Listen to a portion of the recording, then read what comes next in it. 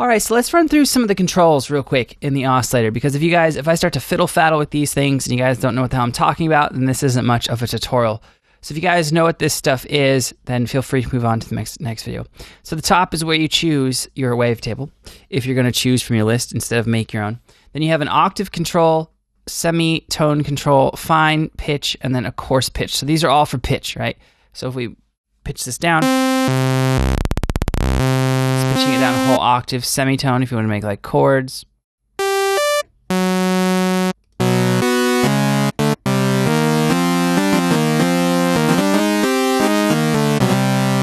And then you can command or control click to get them to go back to the default position. The fine control is a good one to kind of modulate if you want to get some extra detune going.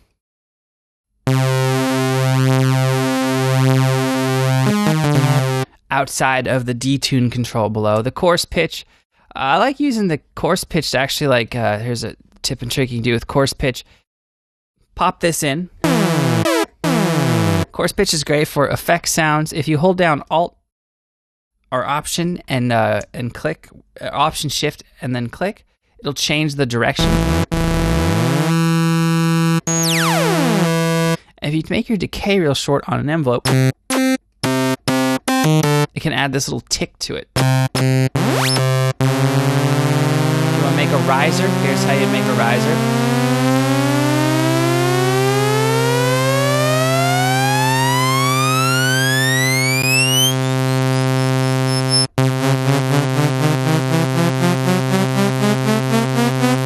Right, so there's a lot you can do with those controls.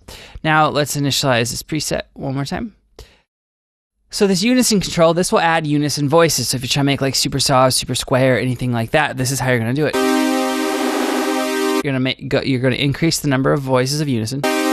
Now 16 has a really cool sound, but it really hits your CPU quite hard. But it just has a really interesting one.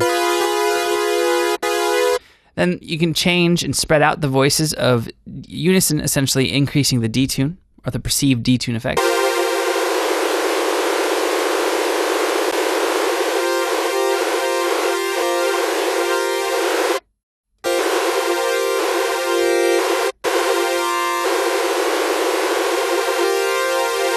And that is a parameter that you can modulate and do some crazy stuff too. And then blend will blend if it's all the way to the left, you'll hear more of the center voices, so it'll be more monophonic sounding. Or not monophonic, but one voice sounding.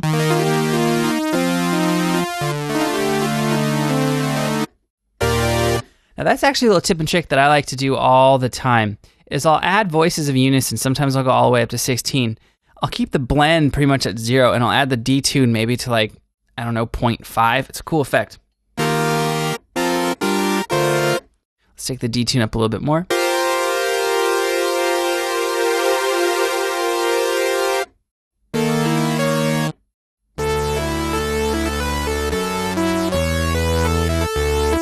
Now the reason I like that, let's change this back to one voice of unison while I'm playing a chord.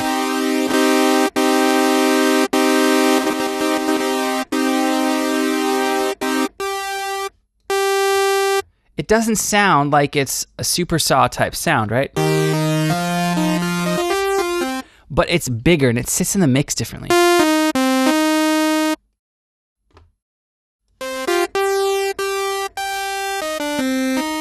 Which is really cool. It's because there are still, on some small level, 16 duplicate voices of unison going.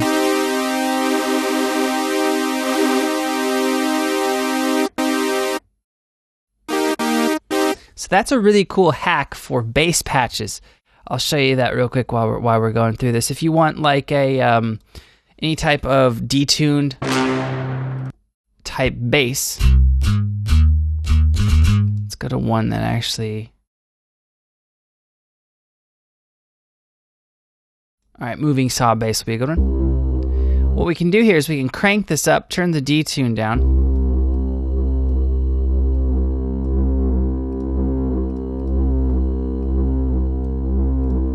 And you'll hear that difference there.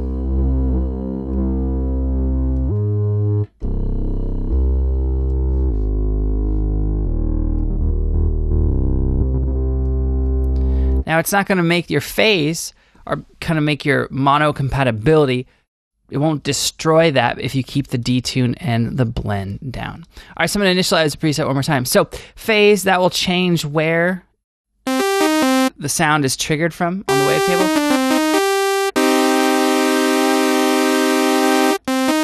Random will choose basically some random section of the wavetable to kind of go back and forth between. Let's check that out on a more complex wavetable. Let's go to one of the digital wavetables.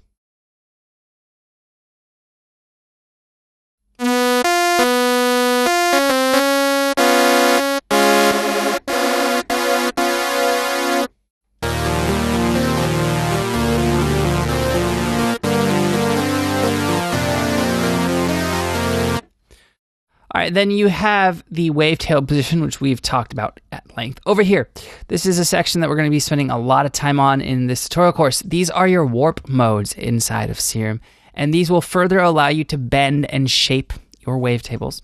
Then over here, we have a pan and a level. So those are all the controls of the oscillators, guys. I will see you in the next video.